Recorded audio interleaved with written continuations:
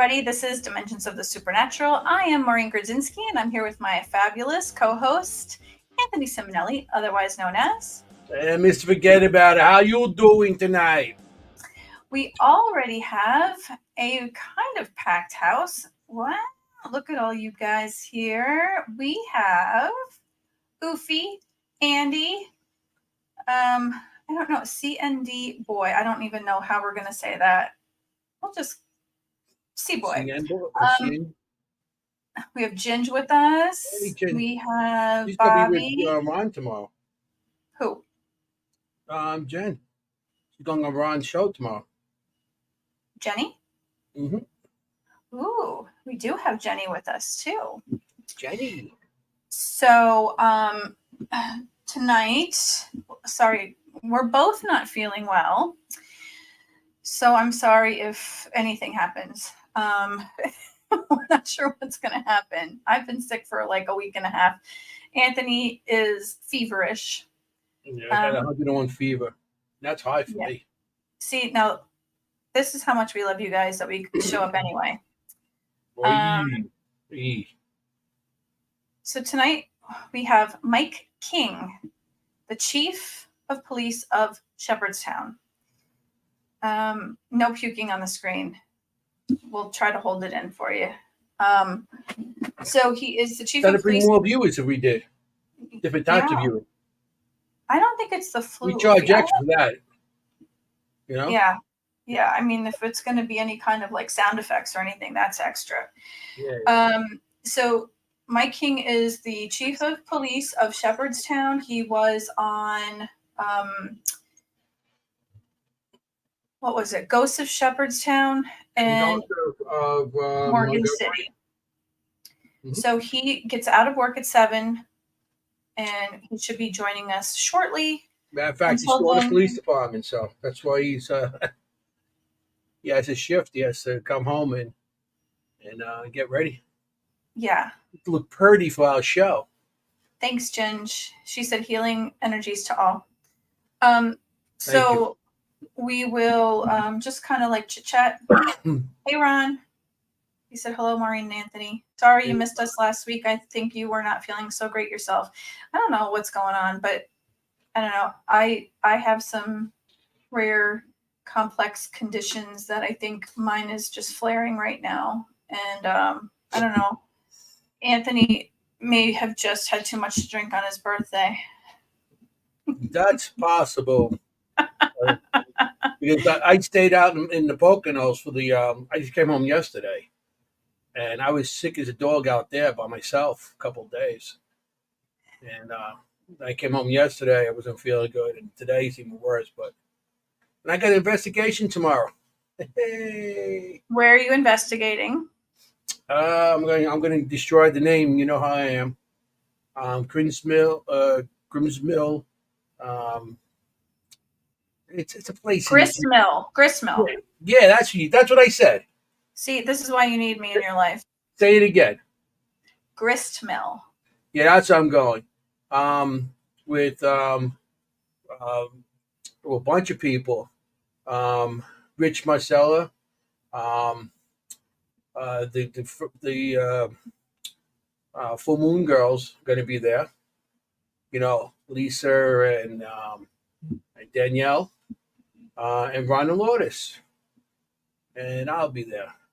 And it's actually we're giving the tour of the place, so they they could get money to fix I think a bond or something like that.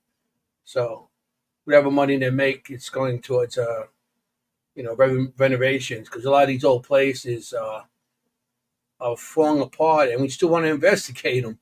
And these people can't really afford them anymore, especially with everything up in prices. So we try to help as much as we could. So that's why we go in and give a tour, and whatever money they make, they put towards renovations of these places, because a lot of them are disappearing, and it's sad. Yeah. It really is.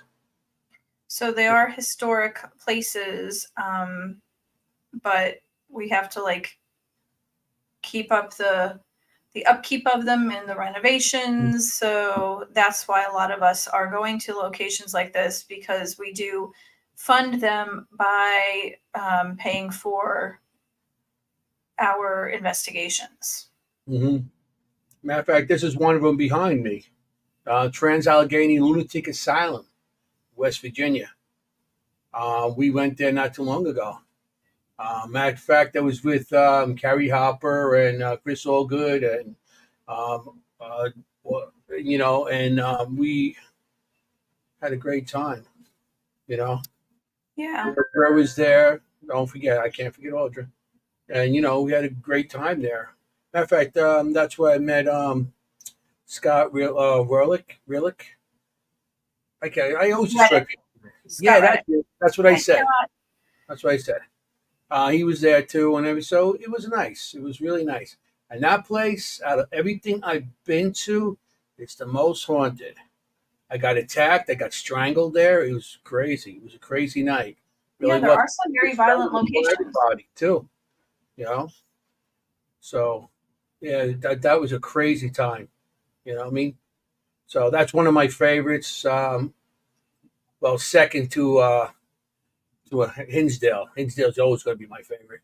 Well, no, I got to say, I got a couple of favorites because the Shanley Hotel is another one. So the Shanley and Hinsdale, like my two number ones to go to. Hey, Lisa. Lily, I was telling Anthony about my amazing reading, but I didn't tell him much more than that. I told him I would fill him in later. I had a very interesting reading that was, I don't know, very emotional. Lily's also a psychic medium, and she's amazing, absolutely amazing. Part of Full Moon's team. Yes. The other thing I wanted to mention when we were talking about places that need funding. I don't know how many of you know about Crescent. Crescent is closed currently. They were petitioning the Supreme Court, so they need funding for attorneys because it is now with the Supreme Court, and it's looking grim. So if anyone wanted to, donate to that, look up Al Becker. Hi, Tom. So you can help with that. Crescent's a really interesting place. Unfortunately, it's not looking so great. Yeah, Jenny, I know it's they're canceling and they're refunding people and they're trying to sell merchandise. So even if you want to, get a piece of merchandise from them, they're selling t-shirts and sweatshirts and hats and all kinds of gear. Hey, Lourdes. Can't watch you on TV. Okay, Lourdes. On the big screen. The big screen. Oh, do you look like celebrity? I don't know if anybody's seen last night that Pam and Steve from Gettysburg Battlefield Bash. Okay, they changed the hotel. It's not the same hotel no more.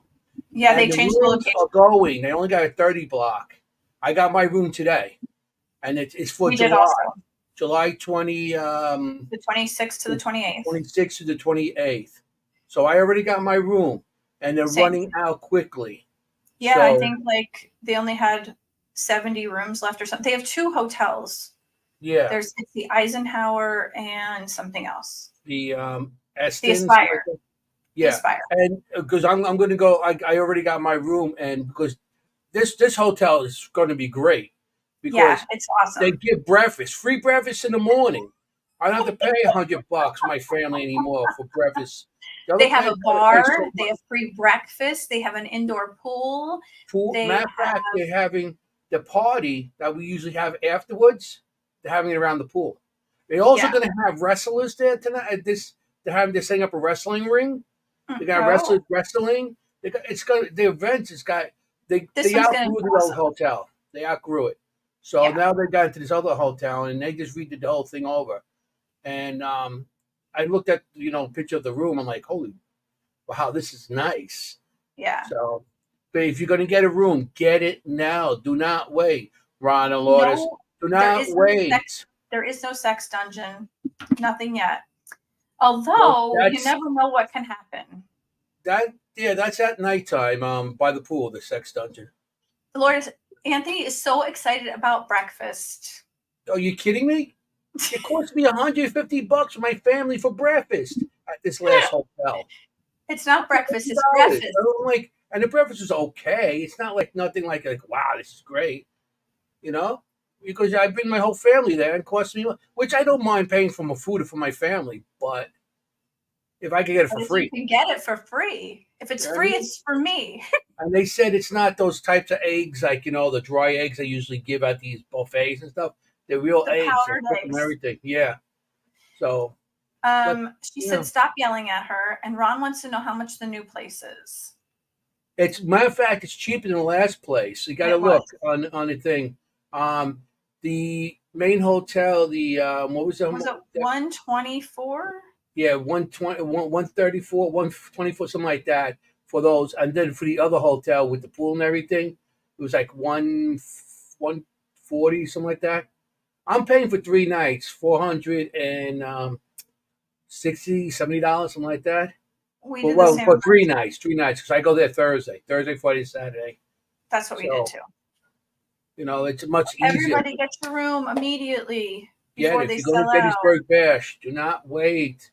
They do sell out quick. Ron and Lourdes, do not wait. And no, Andy, there's no mud wrestling. However, this last bash, it rained enough that we probably could have had mud wrestling out in the parking lot. We could have wind wrestling. That tornado, the wind, it was like a tornado or something. I don't know if it will go over too big with the wife as she rolls her eyes. See, I don't know who that is. I wish we knew. C&D boy. Do we know that person? Personally? We probably do, and we have no idea who it is. Ron has wind. Yeah, Ron was doing that. Are you kidding? During that storm, I think Ron was in his third nap. I was out cleaning up the Ouija board truck, getting yelled at. So we talked about the building. Tony Radman's watching. Todd, I got Todd on my thing. I'm looking at having on my Facebook here. Got Todd there. I should start doing that. I don't do that enough. Yeah, I put it on the Facebook because we don't see the Facebook people on this half the time. That's a good idea. So that's what all that dinging is. Everybody's dinging me. I'm a ding. I could see everybody on YouTube Dimensions of the Supernatural. Bennett. ERT. Heather. Hey, Tammy. Tammy. What's up, Tam? Oh, here's our guest. Hey. Hi, Hey, how are you? Hey, Mike. What's up, man? I'm sorry. I said, what's up, brother? Nah, same old. Just got back down from work, and it's been a long day. Yeah, I bet it has. It's hot out there, huh? Yeah, it's warm down here. Right, because we got humidity up here so bad, it's like AC. And you're out there all day with uniform. Yeah. We have a packed house waiting for you. Yeah. Oh, yeah? Yeah. They have nothing else to do today? Is that what it is? No, we have a great we had to put money out there and say, yeah, you can come and join us and we'll have to give you some money. No. Everybody liked you. You're a well-liked person. Wow. They don't like it when I say sign here on the bottom, though. No, I don't think I would like that neither. Yeah. Well, you're my friend, but sign here anyway. Come on. That's right. It cost me earrings. So how you doing today? I'm sorry. Is my mic working? Yours is. We hope you had a quiet shift and you're ready to go with all the questions. It wasn't a quiet shift, but I'm ready to go with them. Okay. Well, this will be nice and fun for you, and we'll have a great time. Okay. You see the picture behind me? Look familiar? I can. What is that? That's Trans Allegheny. Oh, yeah? Biggest Island, yeah. I figured I'd put something in your home state in there, yeah? Yeah. Well, that's a little ways away from me. Is it? I'm not sure. Quite a bit, yeah. It's probably 2 hours. Oh, really? Yeah. It's only 8 hours for me, so. Only. There you go. Only 8. Only 8. We're getting used to all these traveling to go investigating. It's like anything under 5 hours, not worth it. Let's go. You got to go 7, 8 hours. Let's go. Well, Yeah. the trip's half the fun. Yeah. The trip Not going always. there is not that bad. Getting there is not that bad. It's the coming home. Yes, There's definitely. nothing to look forward to when you're coming back. Yeah. So it's like I drive all these hours and stuff. So, so I know Maureen has some questions. Go ahead, Maureen. Okay. Always. I'm the questioner. Anthony just fills in the gaps with stories about the places. There you go. So before the Ghost of Shepherdstown in Morgan City, have you ever dealt with anything paranormal before? Well, you told me Shepherdstown. That's when he was the stories of Shepherdstown. No? Right. That's kind of where it all kicked off. I worked 30 years in a municipality in Hagerstown, in Maryland, Hagerstown, Maryland. And there was, for 30 years, I didn't hear one ghost claim. I mean, we kind of wrote everybody off as being probably a little loose upstairs. There was some issues going on, and that was the reason for the activity that was happening. Or drugs or alcohol.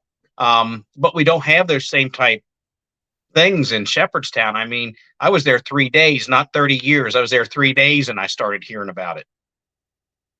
Wow. During any while you're there, were you called on any location that something was going on, but there was nobody there, and that's how you became, started saying, "Wow, maybe there's something more to it." Like something closer. Yeah. I've got a friend of mine who he's an older gentleman, and he used to ride with me occasionally because I used to work all night shift down there. And we pulled up to the one school down there for an alarm. And it was always the same sensors that would get tripped. And that school has quite a history. I just didn't know the history as to what was behind the stories. But he swears he saw shadows, and that would be consistent with everybody else's story. And he told me, he said, "I will never go in that place with you." And he was sitting in the car the whole time and saw all this on the second floor. He saw the shadows moving around. We weren't even in the building. So, yeah, there were quite a few other things. I think I had things actually happened to me what I started to say in Maryland, but we kind of discounted it. We were a lot busier. We didn't really have time to look into a lot of things. And we just discounted it as, well, I must have been hearing something, or it couldn't have happened that way. But I had one incident, and one night Nick Groff and I were riding around in the cruiser, and we were talking, and I started telling him this story. And I worked K-9 in Hagerstown for about 11 years. And we were at an old school in the north end of town, and we had an open door. So we got enough officers to go around the building, and then I went inside with the dog. And it was a 3-story building. And when I went inside, I was right at a stairway. And we always, in police, give our commands, police K-9, come out, I'll cut the dog loose, or something close to that effect. And when I did that, clearly, I heard running from my right to left 2 people on the second floor. Now, I could have probably said maybe I was hearing things, but my dog raised his head, he looked up, and he followed the sounds. And the minute I cut him loose, he shot up the steps. Wow. There was nobody in that building. Oh, wow. And the dog. And that has a history of having things happen in it as well. That is something. And as we're riding around with Nick, he says, "So Mike," he says, "you don't believe in ghosts." He says, "Well, what do you think that was?" And I said, "Well, I really never looked at it that way." Because he kept saying, in 30 years, you've had to have things happen and you just don't realize it. And that was one of the incidents that came to me. And then when he said that, it's like, yeah, you're probably right. Cause you can fool me. I mean, I could hear things, but you don't fool the dog. The dog, he wasn't fooled at all. No, and he went after it too. That's awesome. How the dog, because dogs do see and hear things that, of course, we don't. So Yeah. And they can't be told it's nothing there either, No, no, they just go by instincts. Yes. We go when we go. We have reason of doubt. The dog does, and the dog goes, "My instinct is going to get me there," and we always have that reasonable doubt to always like question what we're about to do, where the dog just goes. And that's why sometimes we hear and see things, and then we just question. It's like, is that really? Nah, it can't be. Yeah. So that's why we always doubt ourselves, where a dog never does, or any Exactly. animal there, for that matter.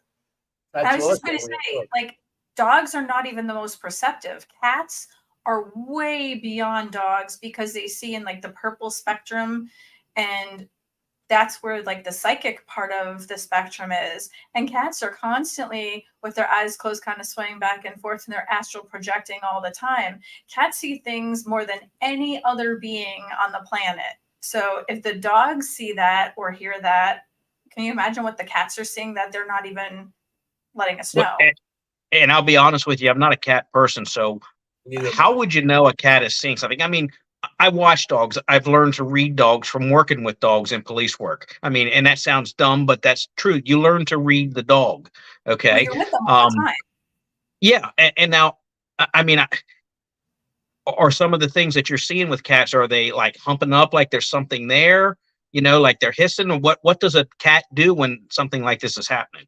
They move their ears even so slightly towards noise, or like they'll start to turn their head a little bit. My cat, she kind of like turned her head really quickly and there was nothing there. I took a picture and there was this tiny little being sitting on my table. Really? Mm-hmm. Wow. But cats don't care. Cats don't care. That's why they move so slightly. A dog will. A cat will not go after it. A cat be like, "Oh yeah, he's there. Okay," and walk away. That's why they're not guard cats. The cats are not going to go and do anything. They're going to just look and say, "Oh yeah, okay, there's a ghost over there. Feed me." Yeah. A dog's just going to jump up and go. You know? Yeah, exactly. So that's the only difference between a dog and a cat, especially on investigation. I'm not going to bring a cat on investigation. I'll bring a dog, if anything. Well, there might be some cats that are good on leashes, but dogs are definitely easier to control. Yeah, dog. Yeah. That's why Tammy's has great dogs. Hers are all like German Shepherds, and they are super sensitive and they react to everything. Hers are awesome. Yes. What happened? I think she has like 5 dogs, doesn't it? All Shepherds. I seen a picture. Yeah. Yeah, she has 7. 7. And they react. It's kind of looking back on it, it's kind of strange. I'm sure I could remember other incidents that happened with the dogs, because for 11 years I worked with the dogs, so there was a lot of things. There was old buildings that we were in all the time, but yeah, that one just really sticks out in my mind. I don't know why, but that was one. I think I learned to trust him a little more on that kind of stuff. So how long were you there before you decided to, before they started bringing in Nick and his crew? How long were you on the force? Well, I had been there we did that in 15. I had been there almost 4 years when we started. I wasn't brought in I was just brought in as a patrolman, and I worked night shift. I had retired, and I was tired of telling people what to do. I was looking for somebody else to tell me what to do for a while. And it kind of fit right in. Now, I will tell you that when I came in, the guy who was the chief of police there at the time, he was into ghost hunting. He was with a team and so forth, and would do paranormal investigations. And he started telling me about all the ghosts in town. I mean, like probably my first day, he starts telling me, and I'm like, yeah, whatever. I don't want to hear, because like I say, I haven't dealt with anything like that. Yeah. And then I say 3 days. It was within my first couple weeks.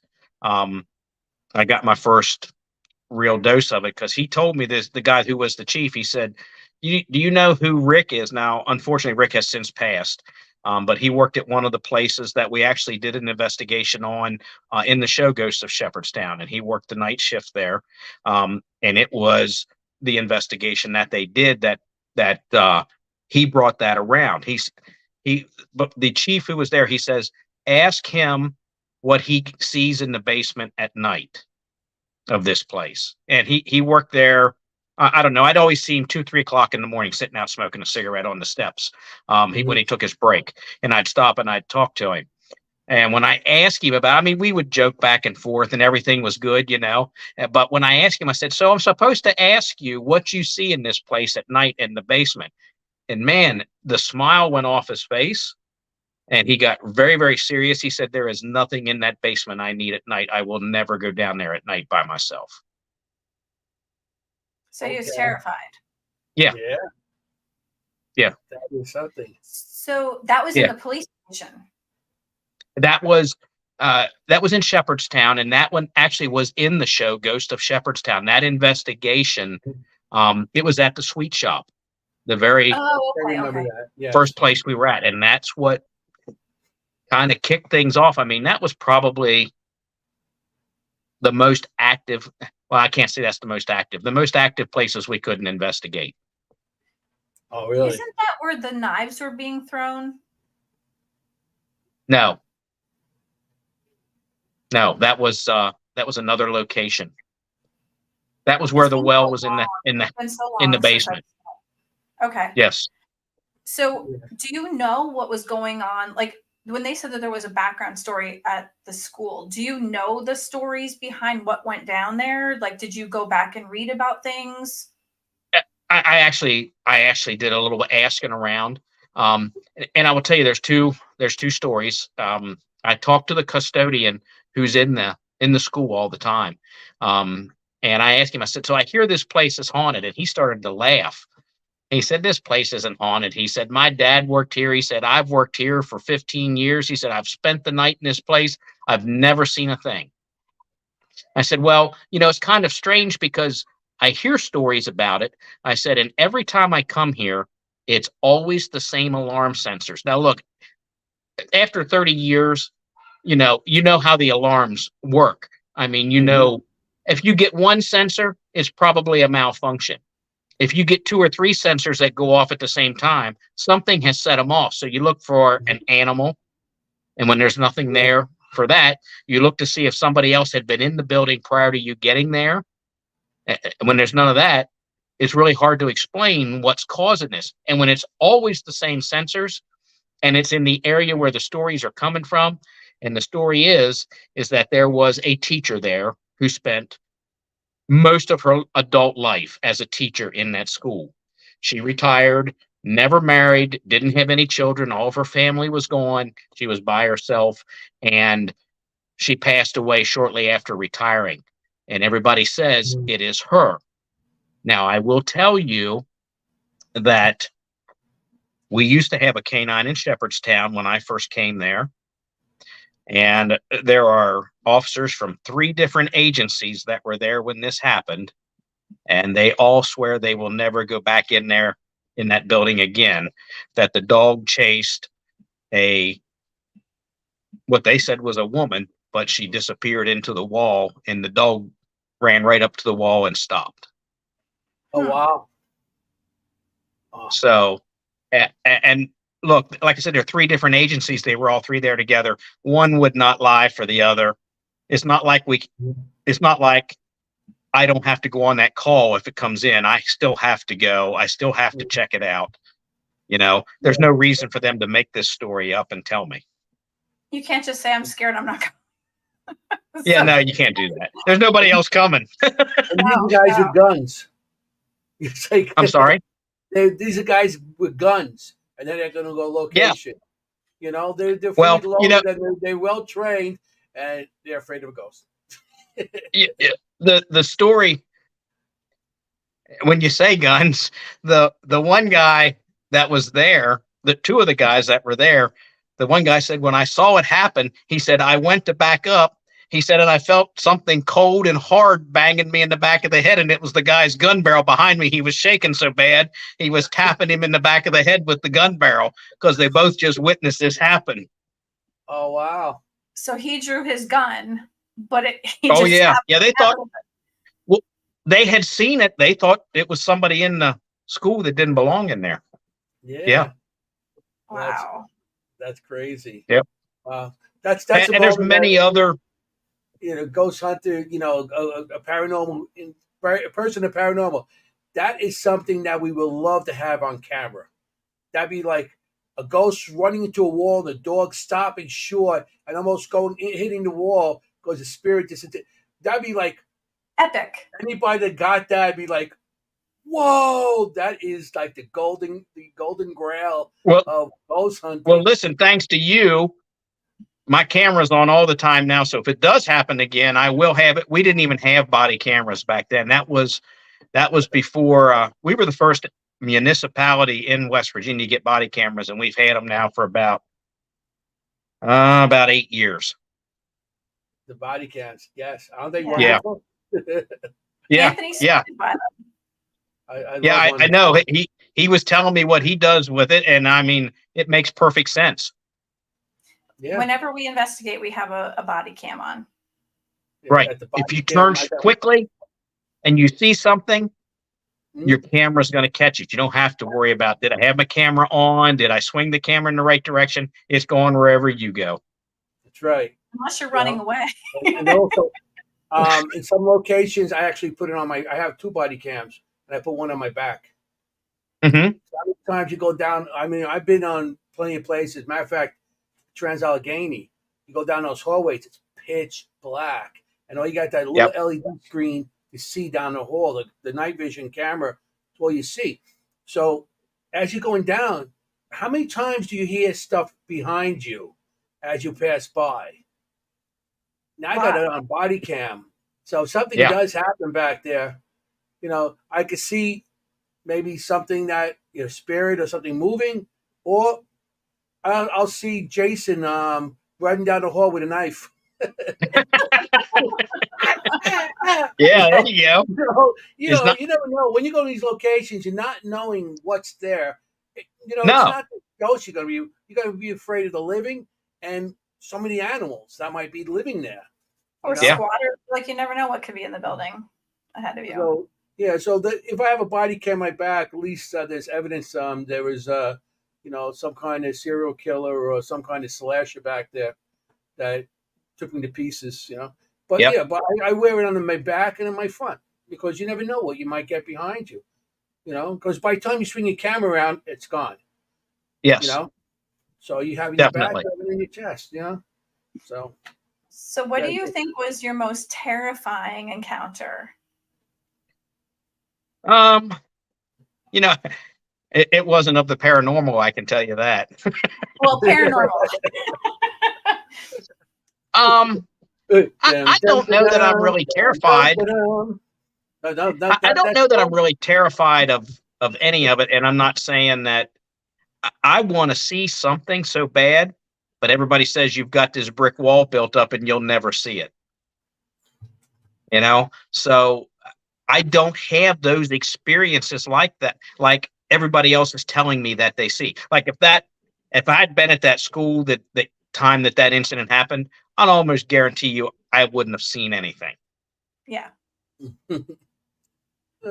And everybody says, like when I say everybody, I'm talking to the paranormal investigators, say you just need to relax and open yourself up and let yourself see the stuff.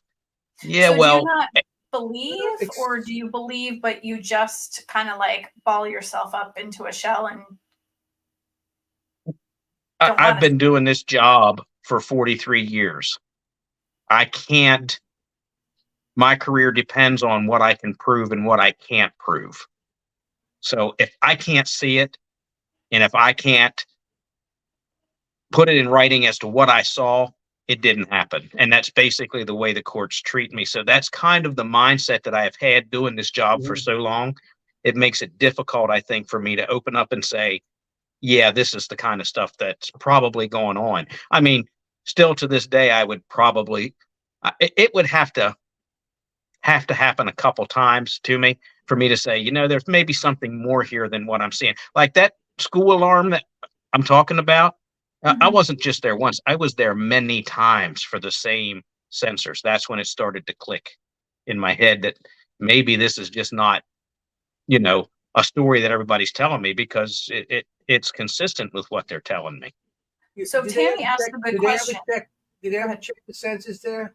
Did they ever, the change the sensors or anything on those Uh, locations, or they was the same sensor all the time? yeah, and I'm not trying to use Nick's saying, but at times the hair stands up on your arms, the hair on the back of your Mhm. neck. But that has also happened to me in this line of work. And we learn to Mhm. recognize that if it does it, there's something going on. So I look at it from the other perspective, like Mhm. it's a crime. There's something going on with crime that I'm not seeing.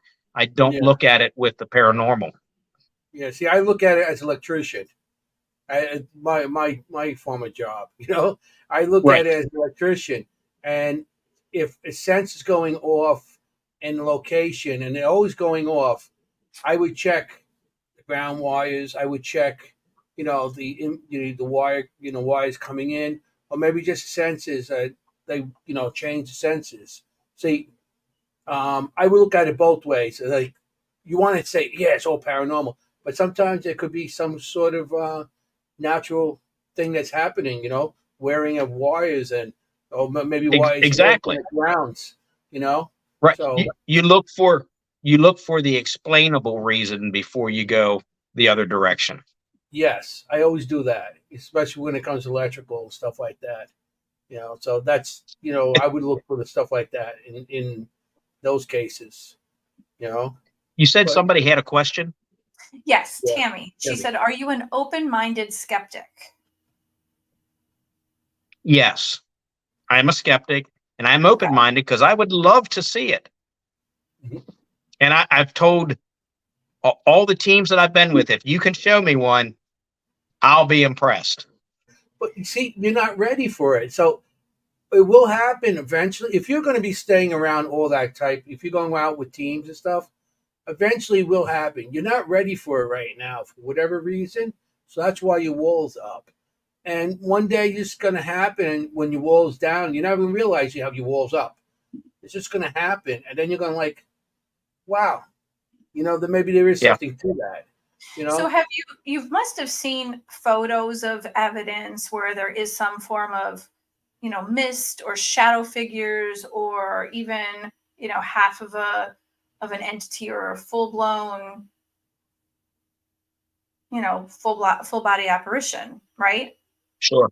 Yes. Did you believe what you saw?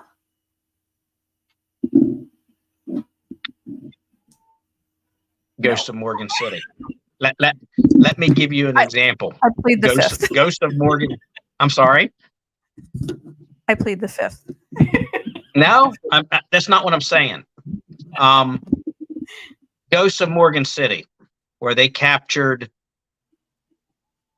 the apparition, the body, whatever it was that they captured in Ghost of Morgan City. Mm-hmm. Okay. Some of my good friends on paranormal teams, and Anthony, I think you were there when we talked about this. They said, "Man, is that CGI? Did they make that up?" I said, "Man, I hope that's not what they did." And I actually got on the phone and I called uh, the producer, who is now a pretty good friend of mine who did our shows. And I said, "Look, no, I don't want to, no BS. Tell me the truth. what happened there. She said, we honestly don't know. We want somebody to tell us what it is. So she I wouldn't mean, lie to me. when I seen that, I was like, it's like you do think CS, you think they might have put something in there. Then you're still looking back and like, no. And and in my case, I didn't know which end to take, which way to go with it. Right. Because on TV, a lot of these networks, and you know how they are. They'll try to They're in it. make They're in it to look make more. you watch. If they keep your interest, Yeah, they want you to, yeah. sure. That's what they want. They want you to keep your interest and stuff. So I don't know if like some of these shows put stuff in, or I mean, I spoke to some of the people, people that were part of shows. So I'm not going to say which shows and stuff, Sure. but they like if they're in a location and they're looking down the hallway and they see a shadow Hmm. and the camera don't. Later on, it's like there was a shadow down that hallway, and they'll put something in. Yeah. Yeah. Okay, but they're saying the way that the producer thinks, well, you've seen something down there, so if we put something in, it's just a reenactment of what you've seen. Right. So that's how they justify to some of the shows. The But if shows they I'm talking about are not around no more, Reenactment. but it's like a reenactment. But that's how they justify it. So when it comes to shows, so when I seen that with that spirit, I'm like, wow, that is great evidence, and I'm just Yep. hoping it's real evidence, you know. Yeah. Yeah. Like I say, I can only go by what they told me. I wasn't there. I wasn't on the investigations. Unfortunately, I still had to work while we were doing all these. So, Mm-hmm. you know, I still got to pay my bills. Yeah, of So, course. Yeah. yeah. So And, we were working. I was working. They would do their investigations, and we would meet afterwards. And I will tell you what the sad part about TV is. Obviously, you all know how long investigations take. Yeah. Okay. mhm, yes. Um, and when a TV show is filmed and they gather all their information, that is then sent to an editing company, okay, or part of the the production company who has editing, and then they put the show together. So quite a bit of your show is cut out.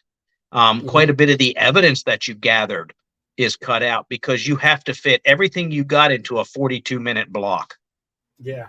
because of Yeah. the commercials and everything. And that's extremely difficult. It's frustrating because when you watch the episode, you go, well, what about this? And what about that? And we saw this and we saw that.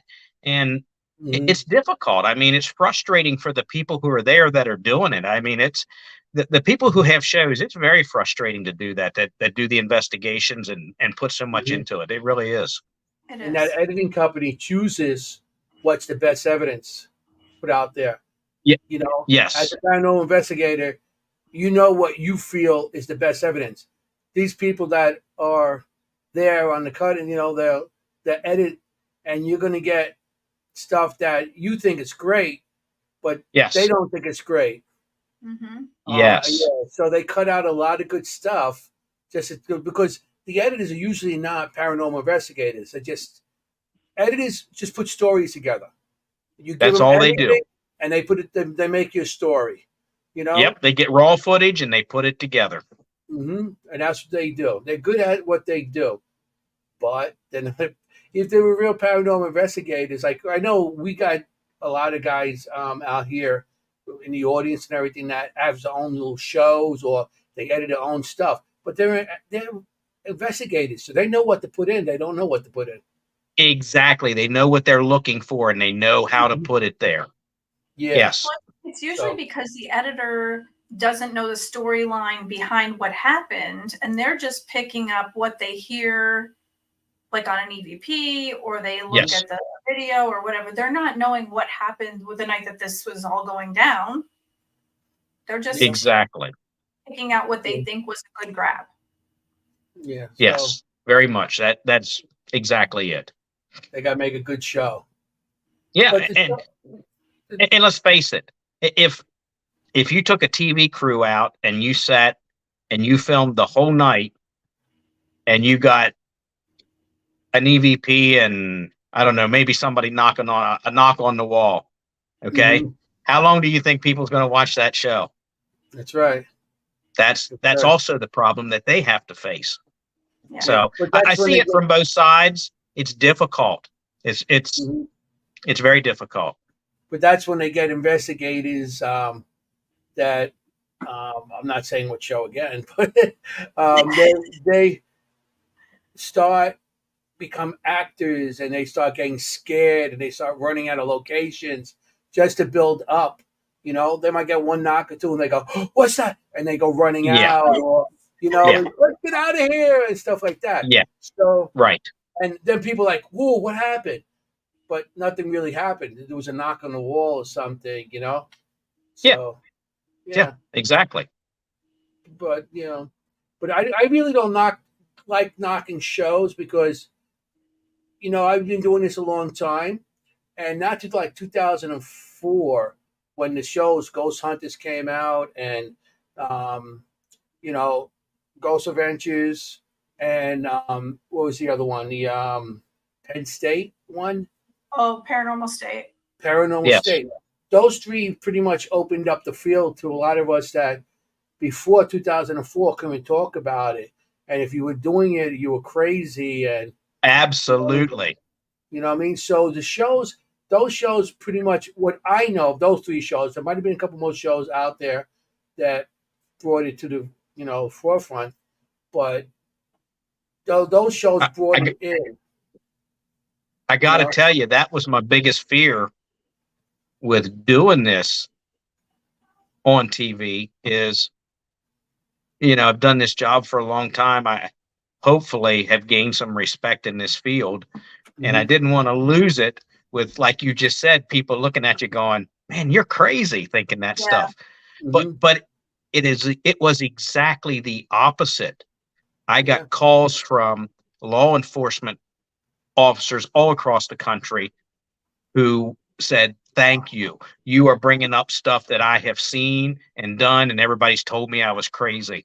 So it was the exact opposite of what I thought it was going to be. Yeah. Well, who's going to call? You guys are going to get more calls than anyone else because people think that there's something or someone in their home. They're going to call you. They're not going to call us. They're going to call you. And that's a problem because you want to make sure that you still have a good reputation and you don't look crazy because, you guys have enough of a problem right now without having. We're not real high on the community's popularity contest. No, not really. My husband has to deal with that. He's law enforcement, and he's like, yes, we go to work and we get spit on, and we get stabbed, or we get pushed, or we get beaten on, and then there's this on top of it. It's not great. right.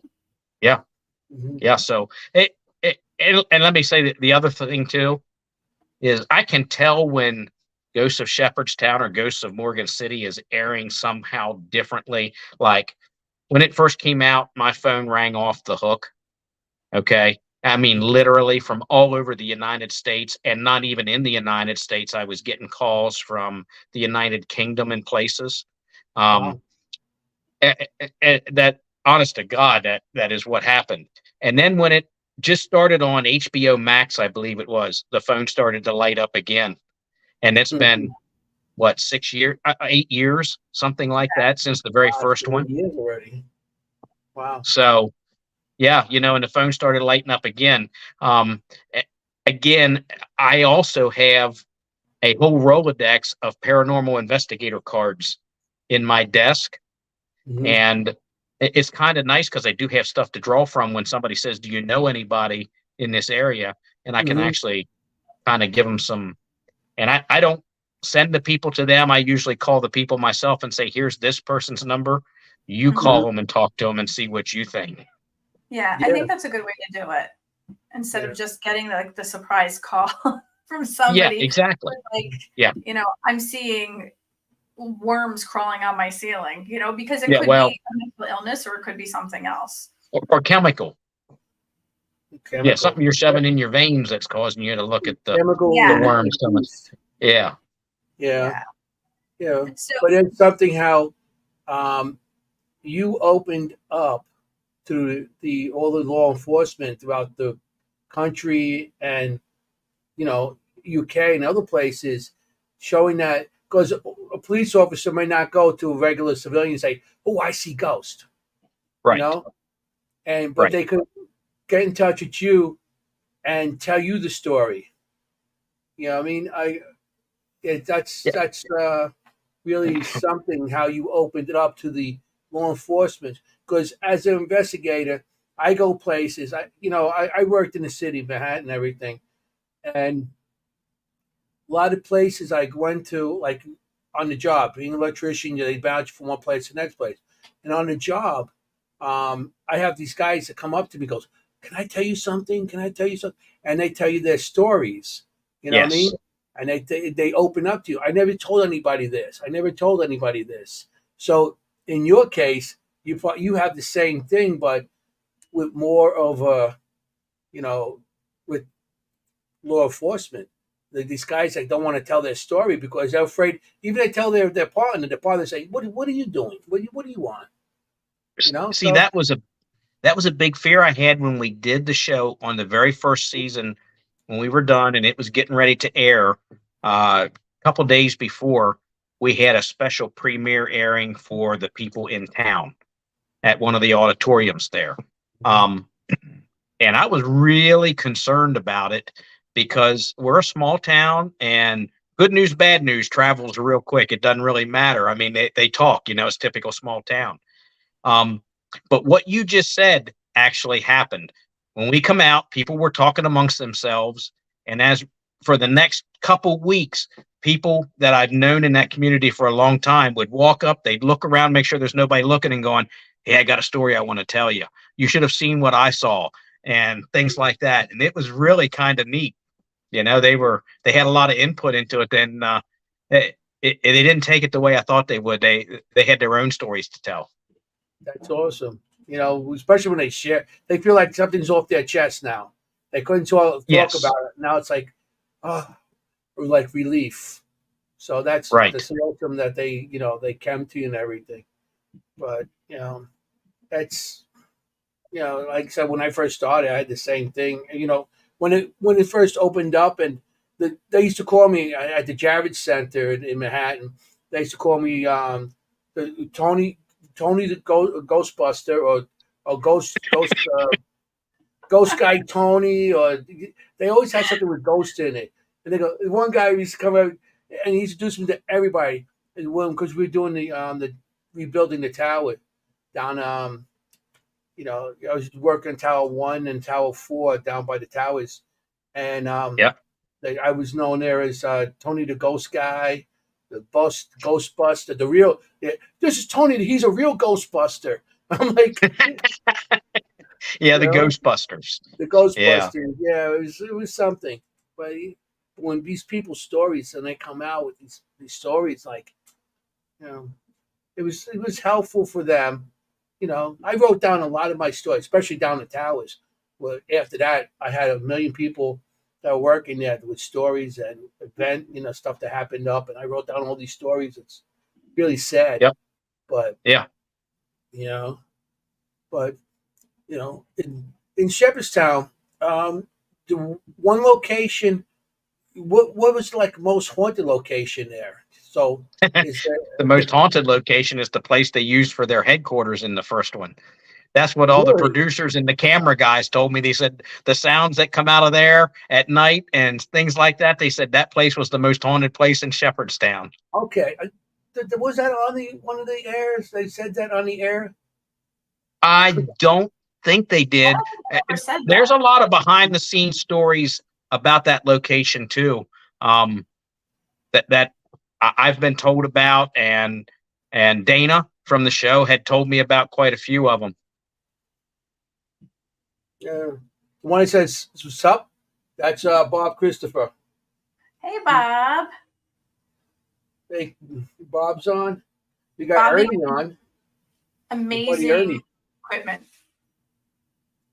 Yeah, we got a couple people on Facebook.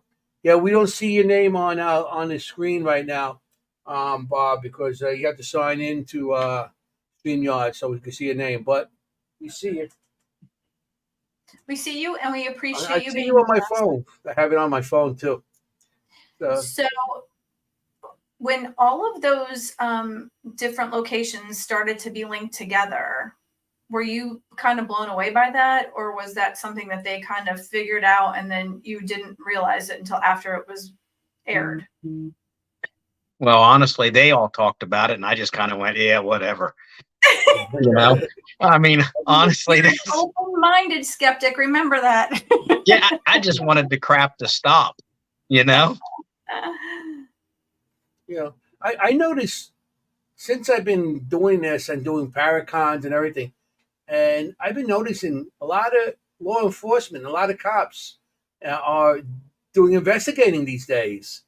A lot Yeah. of them, you know, from psychics and to, I mean, I can't believe it. It's like everybody's a cop nowadays doing. I guess they're the best ones to be doing this job, doing investigating, because they know how to Yeah. really investigate. Investigating's investigating. You're looking for the truth. I mean, Yeah. honestly, that's what you're doing, and you're just following all your leads to as far as you can take them. Yeah. So it's I like a lot of them. I think a lot of police officers have really amazing intuition. They were born that way. They have like an empathic ability. So they're already starting off that way as soon as they're born, and they are drawn to the job.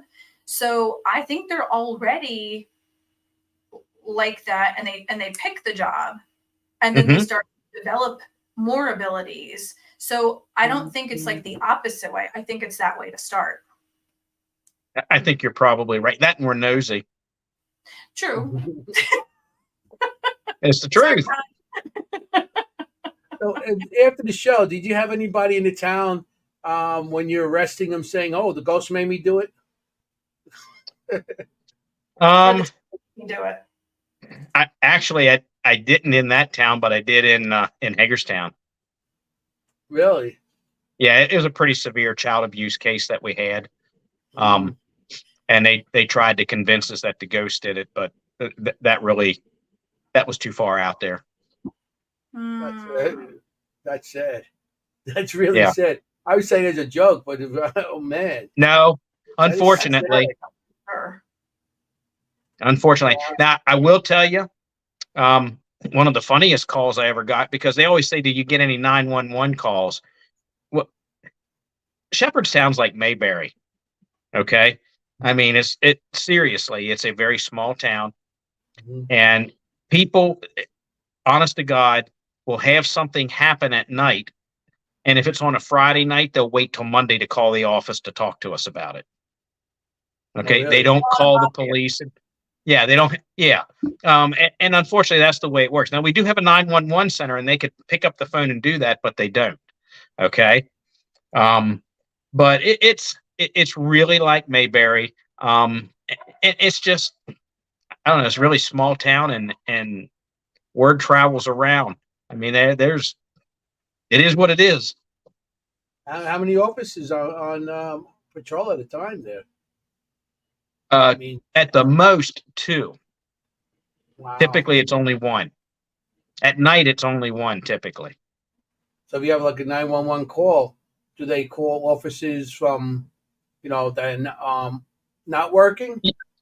Yeah, well, the university is right there beside of us, and they have a police department too, and they are 24/7 police department. Okay. We also have the sheriff's department, state police, and there's a couple other municipalities right there in the area that have their own police department, and we will respond. And we're all deputized for the entire county, so we back each other up on a routine so it becomes basis. Like a mutual aid kind of thing if you need the help. Yes. Okay. So going back to what I was talking about on the 911 call, in between the first Ghost of Shepherdstown and the second Ghost of Shepherdstown, I'm working one day and I get a call on the radio, and the dispatcher says, "Hey," and we hadn't even decided to do a season 2 because I hadn't heard anything on what we were going to do, because there was still stuff going on, whether they wanted to come back and look at it or not. They didn't tell me. But the dispatcher says, hey, he says, I got somebody who wants to be on season 2 of Ghost of Shepherdstown. They got a ghost in their house. And I thought, they got to be kidding, So I answered the radio. I said 10-4, and I called him on the phone. I said, are you kidding? He goes, no, I'm serious. And I went out and I talked to the people, and they were very, very serious. They had an issue, and I had to actually get a hold of some people that had left me a card, and they went and took care of the problem. Oh, so and to today, you get people calling you, hey, go to my house, come and get it. Yeah, I'll tell you, we got a lot of calls. When the show first aired, we got a lot of calls from people telling us what we did wrong. Really? Yeah, seriously. Not like working at Disney. I had a gentleman from Florida. Okay, he would call me. Show aired on Sunday. Monday, I could guarantee you I was getting a call, and he would tell me, but he hit the nail on the head on some things. It was kind of funny. Of course, we have the university there. Okay, and he would call me every week, and towards the end of the first season, he was getting a little perturbed with me. He said, listen, he said, I know what the problem is in that town. He said, they've got a paranormal class at that university, and they're teaching Ouija board stuff. He said, they need to get all those Ouija boards and burn them in the street. He said, and everything will be okay. So I thought, nah, they don't have that kind of stuff. Yeah, but he was right. They did have a class in there on that. But here's the thing. A Ouija board is just another form of divination, like pendulum, it's a tool. Tarot. Yeah. I mean, if you use it properly and you have positive intentions and perception behind it, it's not going to do the things that people see in movies. It's going to just be benign. Well, he touched on that. He said they don't know what they're doing with it. That could be it. So if they're the wrong teachers, that could be the problem. You can't burn the Ouija board that's not closed. Correct. You burn a Ouija board. If it's letting stuff in, it's not closed correctly, you burn it. What happens? It stays open. It's a portal. It comes in. So you can't burn. So the guy that's telling you about Ouija boards doesn't know the full thing about Ouija boards. He doesn't know anything either. You know what I mean? Because if you burn a Ouija board that's not closed correctly, well, he surely didn't mind telling us where we messed up. Believe me. Yeah, that's funny. Oh, that's really funny. A lot of critiques. We got a lot of critiques. Everybody likes to be a critic. Yeah, but I understand that. But honestly, look, we do it with everything in our lives every day. So why not? If you can't take a little bit of criticism, you're never going to learn anything. Right, but why is he calling you? You have a lot to do in your day. Well, there's an easy answer for that, too. I'm the only one that has a public phone number. Right, you're available. Maybe he should come out when they're filming, though. Well, Ron Iacovetti said, Mike clearly has consideration and empathy for the paranormal community and the general public, which is not an easy balancing act, but absolutely deserves to be respected. Chris Allgood says, agreed, and being able to keep the balance between police work and the paranormal is someone with true empathy and patience. And Chris Allgood was he was on the force for a time also. And he also said that if you ever need him, he and his wife Audra are amazing people, and they're in North Carolina, so you can always refer people to them. Well, please tell him to hit me up on email and give me the info, and I'll store it in there. Yeah, for sure. Chris, matter of fact, the place behind me, he was with me there to investigate. Matter of fact, they invited us. And Chris, I would say, is a excellent and a very, he looks at things and say it's not always haunted. And he breaks things down to show, that there's something there, or that no, maybe there's not. So Chris and Audra are excellent. A little of everything. I recommend them. I worked with them a couple times, and they're very good investigators. He also said, as long as you close the session when completed, but it still opens a door when used. It does, because it is a device of divination. I think that's everything. So yeah, I do agree with that. It is a form of divination. So everything is like not, I don't know if I would use a portal to the other side, but it is like a telephone to the other side. Okay. Okay. Jenny, Mike, did the show make you more interested in local Shepherdstown history, or was that already an interest of yours? No, I learned a lot about Shepherdstown through the show on the history of it. And yeah, I became interested in a lot of it. And I don't know near enough about Shepherdstown yet to speak too much of the history of it. A lot of things will come up that have happened obviously, 100 years ago. Okay, I can look that up, but there are a lot of people there who are big into the history of the town, have lived there all or most of their lives, and they are great resources. So it's easy to go ask the questions to find the answers that you want, and that's how I've learned a lot of my stuff. And it's not just one person telling you; it's it's good information that I'm getting, and I can confirm it as well. As long as it's not like the telephone game where somebody tells a story and then it changes slightly and it changes slightly. No. I'm sorry, Anthony. No. The what do you call it? How old's the town? You know how old the town Shepherdstown is now there's an argument between them and Romney. Okay, but by 1 minute, one of the two of them is the oldest town in West Virginia. Oh, really? Yeah. Yeah. So, what was the resource of income? Was it like mining? What was down there? Was it farming at one time? Or how? I mean, if they're that old. Well, yeah, there's no heavy industry there. It almost had to be farming. Most of it's farmland now. Oh, okay. And people don't want heavy industry. I'm sorry? No, I've never been down there. I'll let her talk. I can't hear what she's saying. No coal mines at all?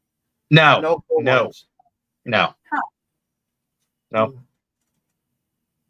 That's not a bit. Yeah. There's no big industry. But there's no coal mines.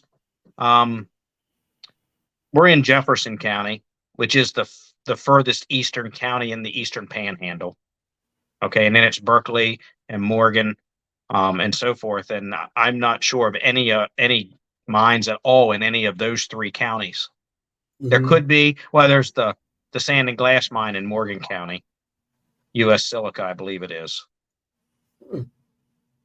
Yeah. So what was the cave system that was underneath the town that they said it all kind of like linked together? Yeah, well, that was something I'll never go back in. You couldn't pay me enough money to get me in that hole in the ground again. That actually, I had no idea that stuff was there, that those caves were there. But those caves run through all three of those counties that I just said in the entire Eastern Panhandle. They are all somewhat connected, be it very small or very large, from everything that I can find out on those. That cave was very tight to get into.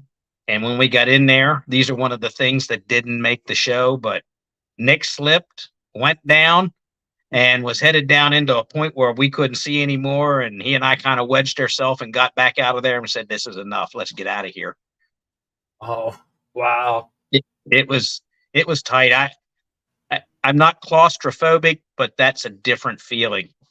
I mean, it's an entirely different feeling.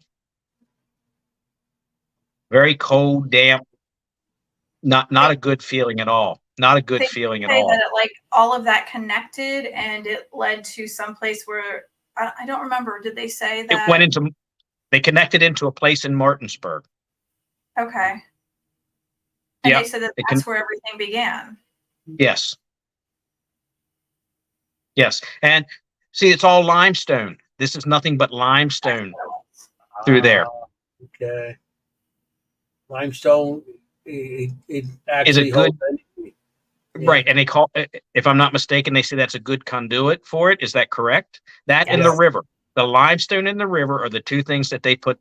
They said this is crazy that this is coming together like this. I mean, listen, that cave was 20 yards from the river. So okay. Yeah, It's the supposed to be river. I mean, the moving water always has some sort of activity. Yep. water, There, water and limestone limestone, holds energy. So and you have, shale. you know, Right, so Ann? you have the Are you saying combination of shale too? Is that what you Shale. said? Okay, so yeah, where I live at up here, and I'm in Berkeley, almost into Morgan County, it's all shale and limestone. But we're out of the limestone right in the area that I live in. It's all shale here. wow. So you got all kinds of energy, all these different types of stones that holds energy, so that can cause some kind of paranormal experiences, or anything like that. That's so it's like a prime area for it. With the movement of the water, and then you got all those stones. It's wild. That's Anthony, crazy. Yeah. Anthony, be quiet. I don't want any more issues like that. We wanted Okay. we wanted to stay quiet. You no more. Yeah, So, yeah. No. Honestly, I'd be happy if we didn't hear any more, but I still hear them all the time. I still hear people talking about stuff that's going on. Yeah. Yeah. Well, it doesn't go away overnight. You know what I mean? It's not gonna. But, you know what I It's mean? not gonna go away. Period. You got the whole town. I mean, it's you know. Yeah. Well, and hey, look, you talk that we talk about Gettysburg when we're there in Gettysburg, okay? Mhm. Because there was so much death at that location. All right, Mhm. we are 3 miles from the Antietam battlefield, and we have the Shepherdstown battlefield, which is right there, where they had quite a little skirmish themselves, and a lot of things happened there. And we're all within. It's right there at the river. I mean, the river and the Antietam are all right there together. Yeah. Oh wow. Okay. So that river seen battle and everything, because I know in Gettysburg, the river in Gettysburg over by the Sachs Bridge, they said during the battle the a lot of soldiers, as they were dying, go over there and start drinking water, and or they actually go into the water to try and escape, and the water ran red with blood. It was a red Well, river, and and I'm you had assuming that's that the at same thing. the Burnside Bridge in Antietam as well.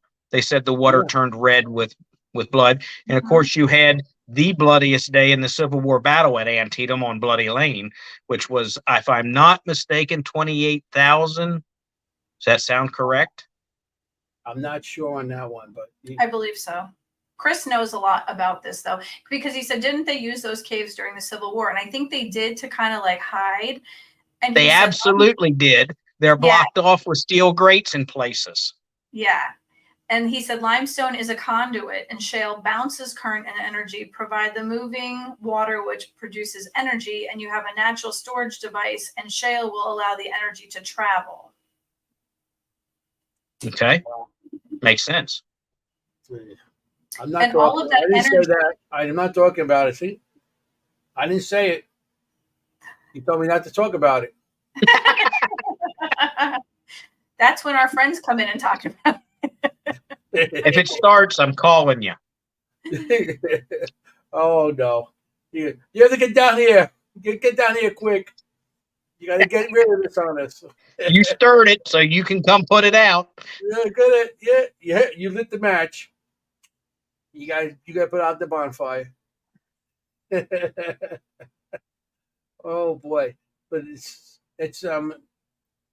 So the activity's still going on in the town to this day. Oh yeah, yeah. We thought that the sweet shop had calmed down the very first episode. It's not. It's back. It's doing the same thing. Yeah, this is Yeah. something. There's many others there. There's so many. Um, and the nice part about it is I get a lot of calls from people and saying, "Hey, can we come and do an investigation somewhere in Shepherdstown?" Well, there's so many places outdoors. You really don't even need permission. You can just go do it, and you're going to get everything that you want. You just I sit mean, in town literally. square, right in the town What's that? square. What do you do? In the town square. We're Well, that's right in where the the middle of sweet the shop town. is. Yeah. Yeah, just take a bench And the town run runs under it. The town run runs right under it, right there. Oh, wow. Okay. So then you're gonna how have the activity right there. You don't have to go. You how don't have to go anywhere. The activity is right there. Yeah. how do Shepherdstown and Morgan City connect? How far are they from each Okay. other? Well, I don't know mileage wise how far they are. But this is really, really ironic the way that this transpired. My next door neighbors moved out, sold the house, and a new family came in. And he was a retired chief of police from Morgan City. And they said, we've seen your show, and we started talking. I said, well, I bet there's a lot goes on down there. He said, well, there's a lot of voodoo down there. And he said people are really big believers in that kind of stuff. He said when he was a police officer there, he said they would be going to like dead body calls. And he said they'd stop at a traffic light and they ran two-man cars. He said, and my partner would get out and say, I'm not going any further. He said, just as far as I go, you handle it, come back and get me when you're done.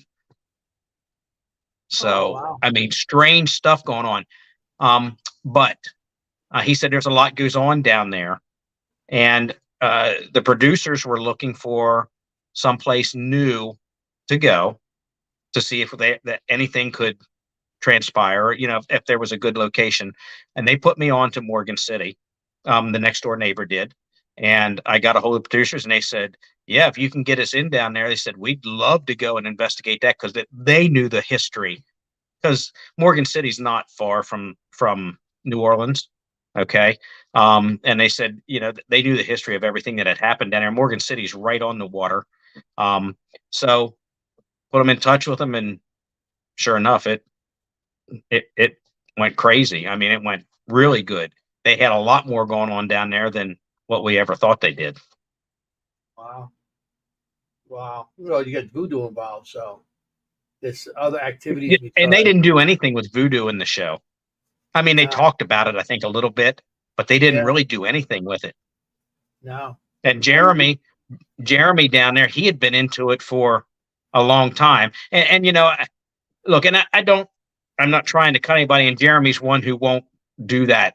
But there's so much stuff. Everybody wants to take it towards a demon, and not everything is a demon that's out there. Right. It's just not. It's not all related to that. And Jeremy will tell you the same thing. But when you do get, from what they say, when you do get one, obviously there's a big issue going on. But they got hooked up down there, and it wasn't a lot of voodoo that they looked into, but they got into a lot of stuff. I think they had a really good team down there. As you know, they changed the team. And I think they had a really good team down there. I think they all did a really good job, and they had a guy there that knew what he was doing when he was building equipment too. Yeah. That's so interesting. Voodoo, they just work with spirits and stuff. So they bring in stuff. Okay, they didn't talk much about it, but that could have been a lot of the activity in the town because the voodoo always brings in something, if it's negative or positive, because they always have something. If it's voodoo or hoodoo, they always bring something in. So that's where activity happens because they're opening portals all over the place. And so that's why they probably had a lot more activity than what you've seen before. And it was really funny at the police department when I was down there because they were all the same way I was. Oh yeah, I don't believe any of that. But the calls would come in, they'd hear the stuff, but they were like, yeah, I don't believe any of that stuff, But I think things kind of changed around a little bit while they were down there. Yeah. Well, a lot of people are skeptics until they have to be proven. It has to be shown. Or if they got experience before they actually, I understand that. And when I do something, I never try to convert somebody into like, oh, this is it. No. It's when you're ready, you're gonna understand what I'm talking about. So that's how it works. And most people that, if I'm not mistaken, most people that get into paranormal investigating have something happen to them. They see something, they hear something, they experience something in some way that they just can't let go, and they want to find out what the cause was. Right. So Yeah. that's kind of where it starts with with most people. So, have you been on any investigations anywhere besides your location? And have you been out of state, or do you do any other investigations? Because I know you know a lot of teams. So, Yeah. I've done some in Pennsylvania, done some in Maryland, and some in West Virginia. yeah. Anything that got you a little whoa, like made the hair stand up in your neck that you want to do, Well, like maybe my leave? my son won't like me talking about this, but he experiences far more than I do. Okay. It He passes loves to on. do it. Mhm. Yeah, he loves to do it. He experiences a lot more than I do, and I kind of watch him and pay attention to him as to Mhm. what he's telling me, because I can tell when something's not good with him. His back hurts whenever he'll get against a wall and he'll lean against a wall. I said, "Your back's hurting," and then he goes, "Yeah, there's something here." And it's not long, then things start to, the EVPs start working, or Mhm. the EMFs, or the REM pod is working. I mean, there's a lot of, and obviously one doesn't mean anything. And I've worked with a couple of other teams, particularly one guy in particular who has taught me a lot about. When I say a lot about, I'm qualifying what I'm seeing, if that makes sense to you, with the simplest of tools. Mhm. Okay. A deck Mhm. of cards, ping pong balls, something like that. Mhm. And what he taught me was phenomenal. And much to my surprise, it worked one night.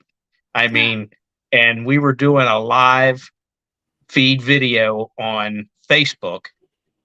We had been at the Gettysburg Battlefield Bash, and there was a kids paranormal team that was there, Okay. and we went with them afterwards to do an investigation.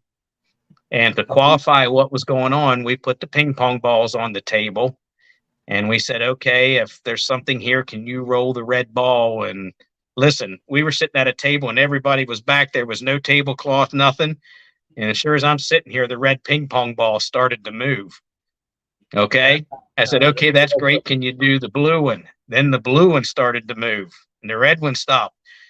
And the guy who taught me this called me on the phone afterwards. He goes, "This is great. You guys are doing a great job." So it was a lot of fun. And I would say that confirmed some things for me that night there. Yeah. Mhm. That's awesome when they respond. You say, "Move the red one moves," and you say, "Okay, move the blue one," and then all of a sudden the red one stops and the blue one moves.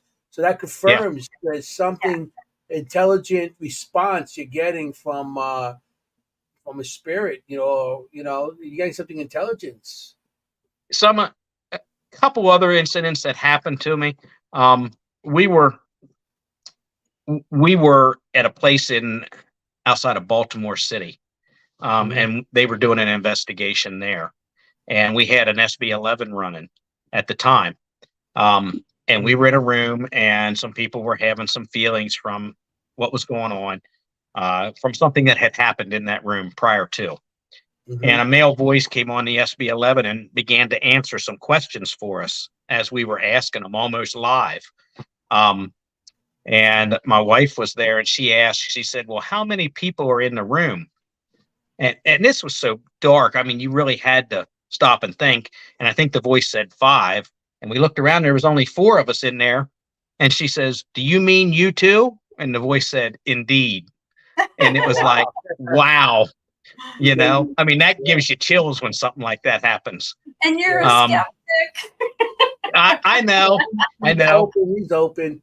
I mean, it's. but I'm going to tell you about a personal one then here real quick. My dad passed about 6 years ago, and he passed in the summertime, and we were doing an investigation at the Haldeman Mansion up in Bainbridge, Pennsylvania. Yeah, that's awesome Okay. place.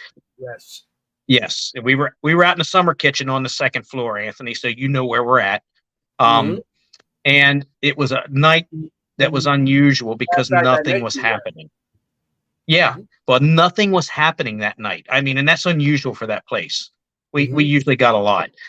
We had the SB11 running, and the guys who I was with and myself, we all went upstairs with my son who was with me, and nothing would come across the SB11. And Ernie finally said, "Well, if you don't want to talk to us tonight, can you at least tell us somebody who's here?" And as I'm sitting here right now talking to you as plain as day, Mike King comes over the SB11, Oh, you know? wow. And I mean, my eyes got big, and the guys that were with me, the eyes got big. And he says, "Okay, can you tell me somebody else?" My son, Anthony, has a name that's kind of unusual. Mhm. His name came across next. And that was Wow. the only words that were said that entire night. So, Wow. Was it a do I male think there's voice or something? a female I'm voice? sorry. Was it a What's male that? voice? Was it It a was a male male voice? voice and the same male voice on both the transmissions. Did it sound familiar? No, did not. If it did, I'd have said I probably wouldn't be talking about it right now. But it did not sound familiar. But from what I'm told, that really doesn't mean too much. Hmm. Yeah. I mean, because it doesn't sound familiar doesn't mean it's somebody that, you might know. Right. Because, because, um, we're using boxes, the SLS, the spirit boxes and all those. Yes.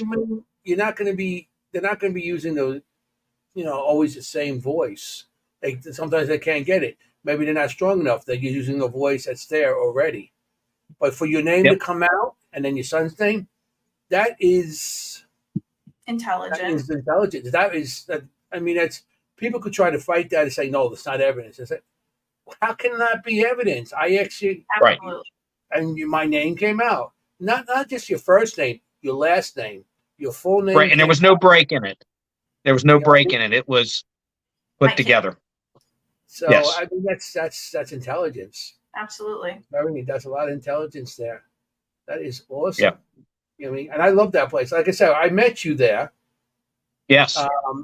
And I think I was one of the speakers there and stuff. I was on the second floor and you on the first floor and stuff. Then we started talking. Then you started telling me about Gettysburg. Yep. You thought, oh yeah, and then you introduced me to what's his name, Eric from the Gettysburg. His name's Eric. Yeah. Talking Steve? Oh, not Steve. I think it was Eric, the guy that he works with Pam and Steve. Okay. Yep. Yeah, Eric. And then he came up to me and gave me all the information. Then Yep. summer I was that next summer I was part of Gettysburg Bash. And you haven't missed one since. No, except for 2020 when they didn't have one. But Right. other than that, Right. yeah, I've been in there since. That was a while. So I know you for a while. Was that Yep. 17, 16, 17? 2016, 2017 I met you? Yeah. Yeah. So, Yeah. yeah. And We have look, a picture. this Every time we get together, we have a picture of us. Every year. probably. I probably Yeah. look at maybe a little younger. Got a little longer hair, I know. I had a little more hair. I didn't want to say that. Yeah, I But, know. honestly, though, I think going to these shows and even the public events the public investigations that we do, it's become really a paranormal family Mhm. for the most part. Most people are really, really super nice, willing to share any information you want, willing to help you out in any way they possibly can. And I look forward to these paracons, paranormal shows, whatever you want to call them. They're almost like a reunion for everybody to get together Yeah. and talk and have a good time.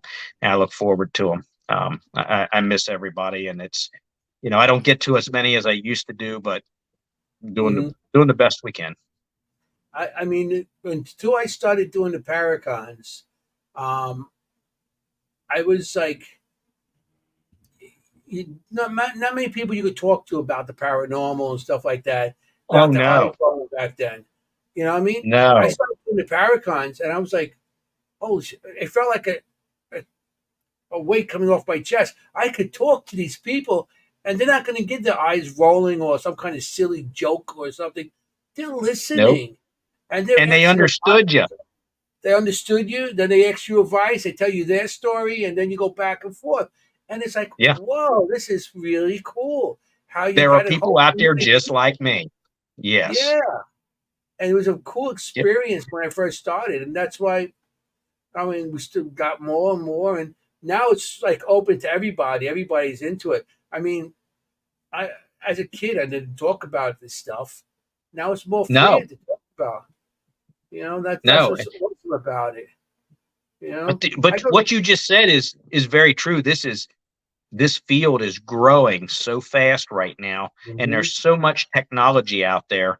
It's Yeah, But you don't always need technology to get you to do what you need to do. You can do it on a shoestring budget, really. It's just you see all the funny gadgets and all the good yeah, stuff, and everybody, you go to these shows and you say, I gotta have one of them. I gotta have one of them, you know? yeah. I will. When I first started, and many people heard this on the show already. I started as 13 years old. I used to run around cemeteries with dowsing rods, a Yeah. Boy Scout compass, and a 35 millimeter camera with one of those big ass flashes that when you shined it, like it looked like like daytime. Yeah. You know, you- Yeah. that's what I ran around with, and I was think I was getting stuff back then, but I really didn't know what to look for. Until Right. later on, and I started like learning here. Oh, maybe there's something here with some because back then you see an orb, and it's like, oh, an orb, hey, this is great. I'm not a crazy person about orbs because anything caused them, you know. But it was like shoestring. And then when I talk to people and they tell me they want to get into it, I just tell them, get a recorder, get a cheap recorder, you Right. know, You and got a just go cell phone, out. you got everything you need. Yeah. Yeah, that's the other thing. I say if you can't afford it, use your cell phone. You got Yeah, the audio on there and stuff, and you got free apps. I use that's right. WavePad. I got this WavePad I've been using for years, and I've been Yep. telling people about it, and they start putting it. It's like, oh, this does work good. That's all you need, you know. Yep. You Oh, know. you got your So camera and you can put a voice recorder on there and you can set that phone down and ask all the questions you want. You've got everything you need there. You could use You know, Ghost Box, Necrophonics. yeah, yep, static. it's all there for you. I Mhm. was wondering, I was sitting down one day and I was thinking about when I take pictures. Now I can see energy, so I could figure out where things are in pictures. But there's a lot of people who don't have abilities like that. So I thought about why you can see, spirits and negatives. And I thought, we have filters on our phones, so why not use your filters to your advantage? Play with the color, play with the saturation, play with the tint, play with everything. So I thought somebody wanted to know what I see when I see spirits. So I played around with the filters and I said, this is what I see. And they're like, oh my God, you can see that? And I'm like, yeah, now you can too. Right. When you go ghost hunting, take pictures with your camera on your phone and play around with those things. Everyone else can see exactly what I see too. I probably And just gave away all my stuff. take multiple pictures of the same thing. Yeah. And if you get something in one picture but not the other two, then tell me what that is. Yeah. Mm-hmm. It's when it comes to equipment and stuff, like I said, you don't have to have nothing. I got some of the best pictures I have on my cell phone of people in windows or mirrors or, that are not there. And I got some of the best evidence that way, Sure. from different locations. So, I mean, you don't have to go expensive. Especially people I know people that get into it and they bought everything they seen on TV shows. As soon as they seen the ghost, it went back in the box. They never be seen again. Yeah. And it's always like when you feel like you should be taking a picture, take the picture. Your intuition is never, ever wrong. Ask Mike. Right. He goes by his intuition. Yep.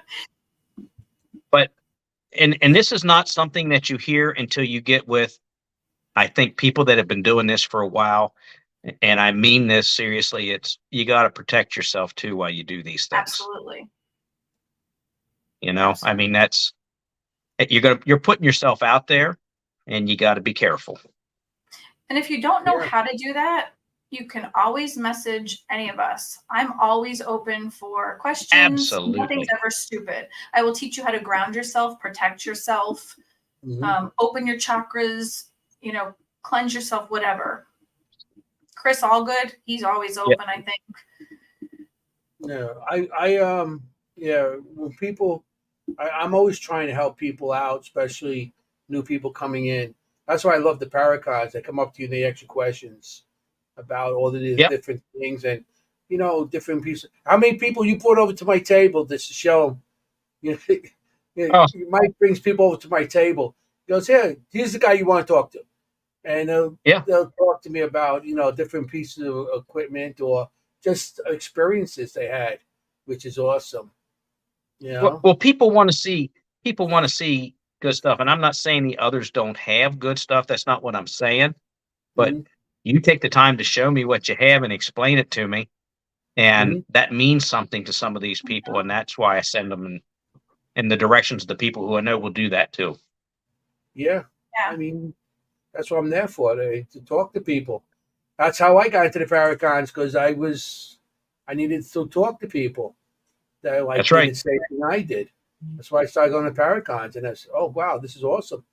And so when people come to me, I don't mind sitting there talking to them about stuff. We really do love what we do, and because of that, we love to talk about it. We love to explain things to people. We love to help people with their, you know, their issues, or if they want to get involved in this, or if they want to, you know, have someone do a walkthrough of their home, or if they are having issues at their home, or if they just, you know, have questions about their own abilities. We are always open to answer anything. Yep. Yeah. I'm always looking for. You guys are a resource. You're the resources there. Even the people in the chat, a lot of people over there, Tammy, Chris, I don't even know who's here tonight. Everyone seems to a lot of people in the chat have a lot of abilities, or they know a lot of things. I mean, even if it's not in regards to, you know, investigations, Ufi and Ron know quite a bit about is it ufology? Ufology. UFOs. Is UFOs now. Yeah. You gotta explain stuff to them, like guys like me, and yeah. Mike. Look, when you work in law enforcement for this long, the government there's little 3 letters for every one of their divisions, so you start losing track of all of them. I worked for the government, so I know that too. Everything is like it's always little letters for everything. Yep. But Charles Smar, he's brilliant. Jenny Colucci, she's a wealth of knowledge. Ron Iacovetti, brilliant. ITC method. By the way, I just want to throw this out there. This Sunday night, the Knowing Talking to the Unknown, and that's going to be on Paraflix. Ron Iacovetti, Lourdes Gonzalez, Tony and Sherry Radman. They're actually going to have a documentary on Staticom. So if anybody, you know, this Sunday night, they're going to be on the Paraflix. So if you guys want to go and watch it, I'm just throwing that out there. You know, what time is that? And well, actually, if you sign up for Paraflix and you give a code, as you write this down, it's Staticom 25, and you get 25% off for the year on Paraflix. If you use that, it's Staticom 25. Okay, I'll put that in the comments. Okay, you get 25% off on Paraflix if they join up now, and it's going to be Sunday night. It's going to be Sunday, October. Sunday, October. Shows where I am. We're on Halloween. August 19th. On Sunday night, August 19th. At what time? It doesn't. I don't see a time. Well, I that's guess it important. just starts then. It's on Paraflix. On Sunday night, August 19th on Paraflix, also owned by Patty Negri and Natalie Jones. Mm-hmm. They're gonna. Sign up and get 25% So, off for the year with code. so yeah, there's you met Ron and Lourdes, Mike, Ron Yacovetti and Lourdes Gonzalez. Yeah. Yeah. They got that Staticom going on. I think you seen them. They were showing it at Gettysburg, and they actually they got together with this with Tony Rathman and Cherie Rathman. They're in Yep. Arizona, and they did a documentary on Staticom, and Paraflix picked it up for them. Oh, wow. So so it's going to be a docu series. It's going to be three episodes. So it's pretty cool. And Good. you might see a good looking fellow in a couple of them. He's on it. Is that what he's trying to do? Put a plug in there for us? Yeah, he will just cut to the face. So they're doing. They're going to be. Oh, Lourdes says it's 9 p.m. I just looked it up. Thank you, Lourdes. So you've seen them do the Staticom, they advertise. But I know if you actually sat in one of their sessions. I know after the Gettysburg, you jumped on your bike and you went home. Yep. Yeah. Yep. And that's another I'd thing. jump on that bike and live on that bike if I could. Yeah. Mike is an average biker. He gets on that motorcycle and he could drive anywhere. He drives back and forth to Gettysburg from West Virginia. They go back and forth. That's just great. A short ride. Just a short ride for you. You know what I mean? Yeah. I think last year you came. I seen you drive up. You had your son on the back. Yeah. Yeah. Yep. You rode up there with your son on the back. Weather permitting, I'm on the bike. I hate to ride in the rain. Storms mainly. Anybody. But yeah. Yeah. I heard you said I used to hate riding in the rain. Like all of a sudden started and they get hit in the face with the drops. And it feels like little pellets hitting you in the face. Yeah. Yeah. So last Monday we had a really bad storm here, and I was almost took the motorcycle. I had to go run out and do something, but I took my car. Mm-hmm. We had golf ball size hail while I was out, and I ended up with like well over 200 dents in my car. So the insurance company loves me. Yeah. Oh man, but that's better than 200 dents in your head. Oh yeah, I was gonna say that bike would not have been fun. Yeah. All over your shoulders, and it's riding in that slippery stuff. No. You would have to pull over the side of the road and just sit there and wait. It doesn't help. The hail don't miss you when you stop. No. You go on the underpass or something, but still. Yeah. I miss riding. I got nerve damage in my hands. So I can't hold my wrists too long in a position because my arms got numb because of the damage I have in my arms. And my hands shoots down from my shoulders.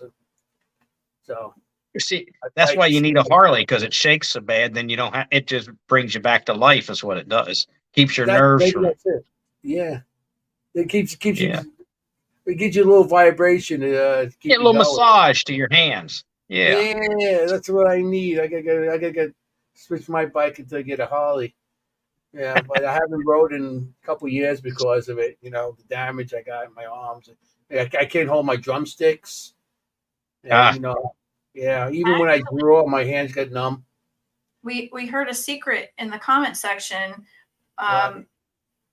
Chris Allgood said that Playboy gave you a carpal tunnel syndrome. Yeah. See, what he meant by that was there's no hair on my palms.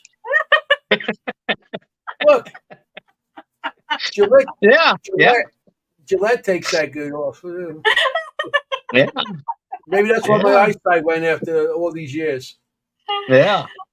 Thanks for giving out my secret, Chris. You were called out. And Playboy's too. Yeah, that's Playboy. Yeah, no. You get the better magazines than Playboy. Come on. You You're got just internet now too. You don't even need that stuff. Jeez. Now he's hitting the library of magazines for himself now. Yeah, those are singing the shelf. You don't need them no more. You So, got Mike, what are internet. you up to these days? Preparing to retire Good. That's a good answer. Are you going to for good. pursue? Good. I'm sorry. Hi, Virgil. What do you are you going to pursue the paranormal? Only on a Fun basis? recreational basis type thing. Okay. Yeah. Mm-hmm. Yeah.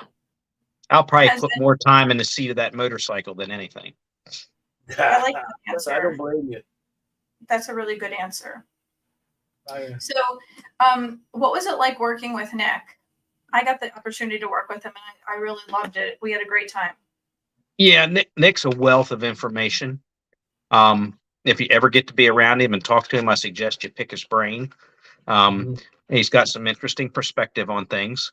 It He makes you think about a lot of things that you never thought about before. And I'm talking paranormal things, seriously. And Um, other. Yeah, but the paranormal things, he brought a lot to the forefront, I think, for me to start looking at in a different way. Yeah. Just by the things he told me. I mean, it was good. I enjoyed it very much. So this might be a controversial question, but I think that it needs to be asked, and you can answer it however you want. You can plead the fifth. What Sure. do you say to people who ask if it was scripted? Yeah. Yeah. You get asked that all the time. Sure, there are parts of it that are. Okay, again, it's TV. Just like you said, they do the reenactments. That's Uh-huh. scripted stuff. Okay. Okay. There's no two ways about that. You got to do reenactments for that, or otherwise you're not going to go anywhere with it. But no, it wasn't that. Not at all. So the calls that came in, that was accurate. Everything about it. Yes. Because I think a lot of people Yes. truly believe that this was just a made up story for TV and it was crap. Yeah. I wish it was. Yeah. I wish it was. Now, there are people who will tell you, it's just like everywhere you go, they don't believe in ghosts. They've never seen anything there in town. But I can guarantee you, if you can go over to the sweet shop and you talk to the lady who owns the place, she'll tell you it's still there. Yeah. Absolutely. And she means every word of it. She's not a person to joke about it. Didn't she call several times during the show?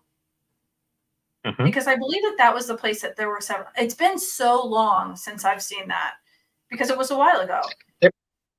Right. And town has gone through some changes since the show too. Some of the places, the businesses that were in there have since changed.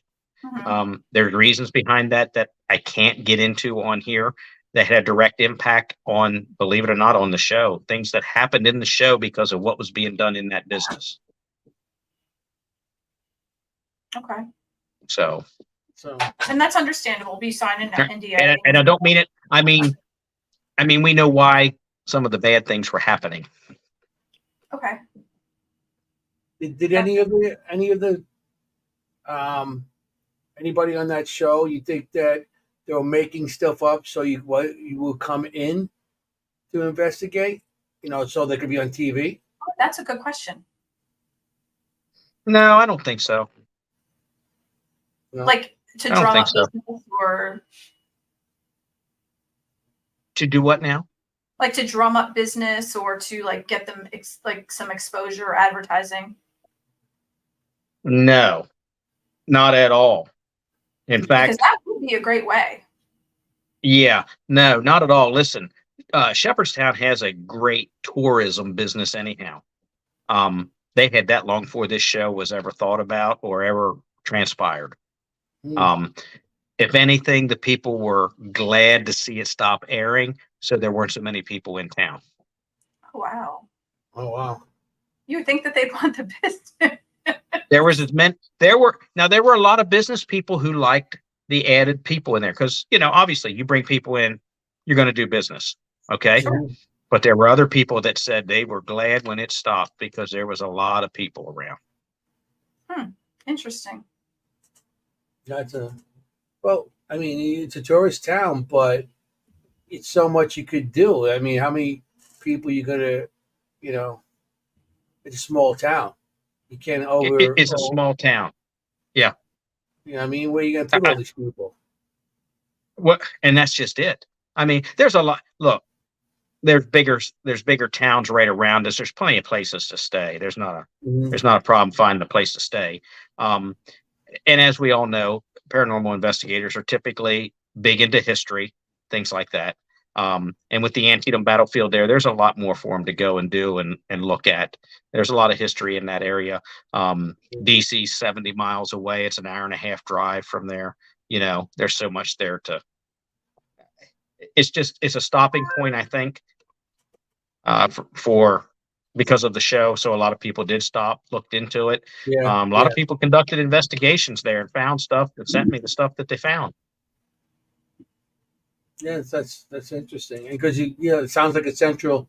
You're not too far from New Orleans and all these different places. Yeah. I Yeah. mean, like you said, at DC and everything. So that's maybe like a nice little hub where people go to, and then with investigations, I mean, did any of the places there ever, start charging people to do No. investigations or anything No. like that? No. No, because they were open for business, normal business. I mean, these were places that were functioning businesses. Okay. Did They open can't up disrupt their to- business. I'm Yeah, sorry. but after business, did any of them ever open up to like teams to come in? It You would mean be after rare. Yeah. There were some that did open up and let other teams come in and do some investigations. Yeah, but it Mhm. was more rare than anything. Yep. That's interesting. Because I'm asking that Because because I they're want to go functioning down businesses. there. I want to What's go down that? there and do some. I want to go down there and still do some investigation now. I've been wanting to do that Come since I down. started the show. I know I you always Come tell me down. when you come down, I'll show you the place to go. You always tell me that, and I haven't. I've told you that all along. I know. I've been to. I'll Like I guarantee said, you. I guarantee you'll walk away from there and going, yeah, there's something here. are you near? I don't know. Isn't there like a haunted, like what do you call it? Like where they got a Ferris wheel and stuff like that, and Shawnee. You talking not about Shawnee? isn't it like a haunted? Oh wow, I just went blank. My fever is going up now. It's like, yeah. When we You've got do me. this, I don't know what. amusement park. Is there a haunted Not that I'm amusement aware. Shawnee. I'm not aware of one. park? Okay, because I know there's one in West Virginia. Last time I went down there, Trans-Allegheny, the woman gave me information to go to it. So I'm not sure how far down you are from, Trans-Allegheny. You said you're 2 hours from Trans-Allegheny, and I'm West pretty Virginia. certain it's about 2 hours. Because Yeah. I've been to Trans-Allegheny, I've been to West Virginia Penitentiary, which I would love to get back to those two places one day. Right. It is Lake Shawnee is in West Virginia, in Rock, West Virginia. I have no clue where that is. Okay. Yeah, there was like a family that built this place, and I think it was on Indian burial ground or something, and it kept on. They have a lot of activity going on there, and I've heard the stories. I've yeah, heard the child was stories killed before. there years ago, and then they closed it down. So yeah. Yeah. I wasn't sure if that was close to you. I wasn't, Yeah, It's no, like people asking me nothing. about things in Long Island. I'm like, I don't know. 'Cause I'm in Queens. Yeah. Yeah, you're only 3 hours from me. Yeah, I'm 3 hours from you. Yeah. Yeah, okay. If I go that way, okay. The other one, all right. Now I'm getting it. because the other Oh my ones are like God, 7 it took hours. 2 hours. Huh? It took 2 hours. You know what I'm going to say here? No wonder you've been at this since you were 13. Yeah, yeah. He's one of us now. He's busting on you too. Okay.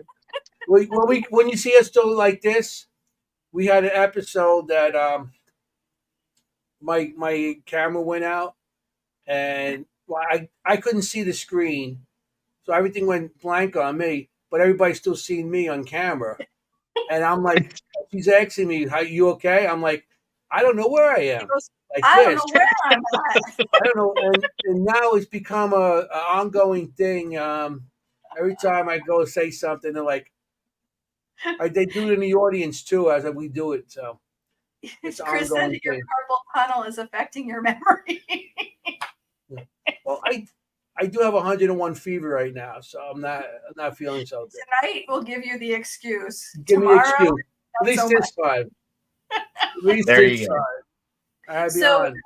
Lake Shawnee is a little bit north of Princeton. Yeah, that's a ways from me. I know where Princeton is. Yeah.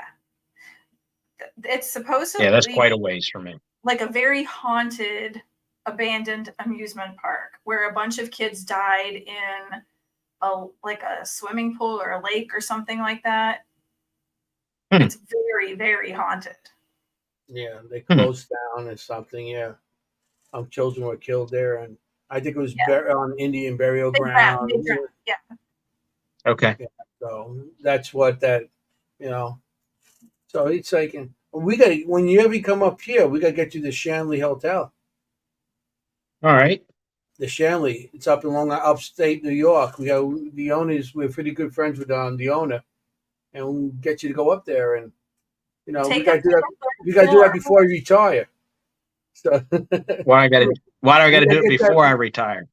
You got to do it before you retire, because after you retire, you're gonna have your ass on that bike, and you're gonna be all over. Well, I'll ride the bike up.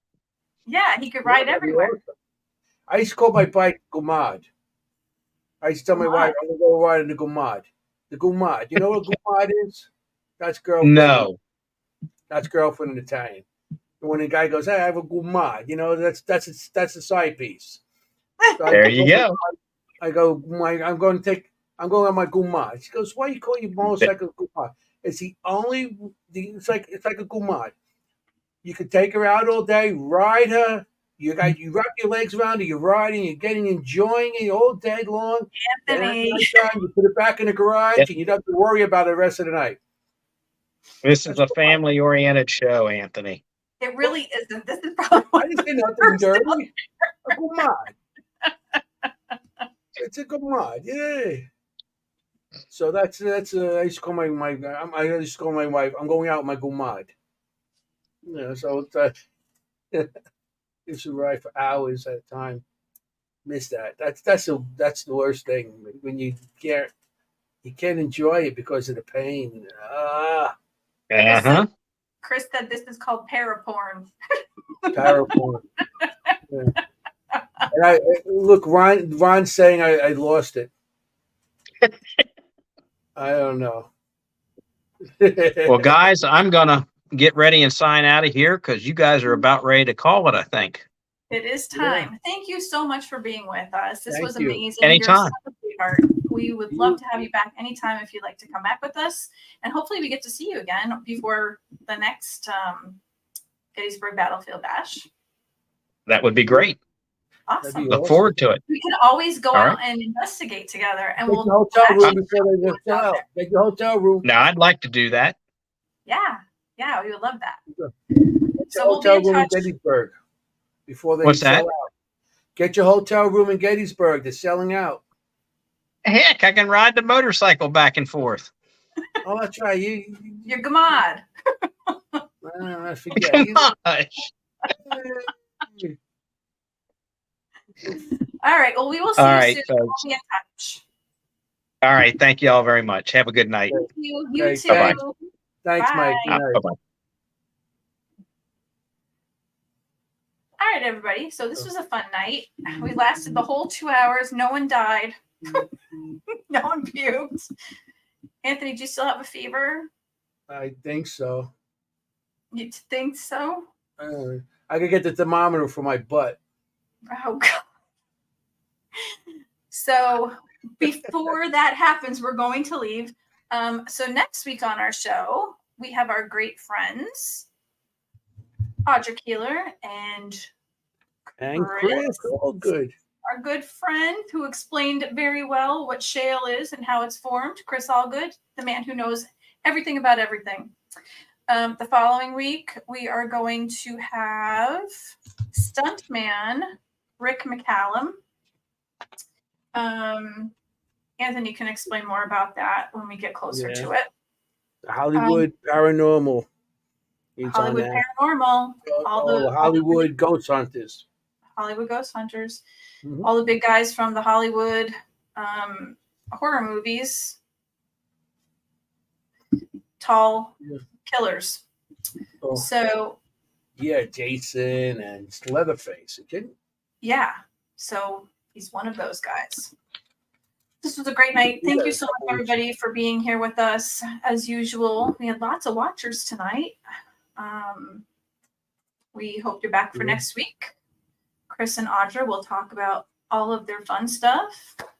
And this, again, as usual, is Dimensions of the Supernatural with Mike King, our guest. I'm Maureen Grudzinski. This is Anthony Simonelli, my lovely co-host, who's always sparkly. Otherwise known as? I just want to say. Oh, boy. I said, you want to look for ghosts. Be safe. Look for ghosts. Don't become a ghost. You know? That's right. Forget about it. Yeah. So we'll see you next time, Thursday night, 7:30 to 9:30 Eastern Standard Time.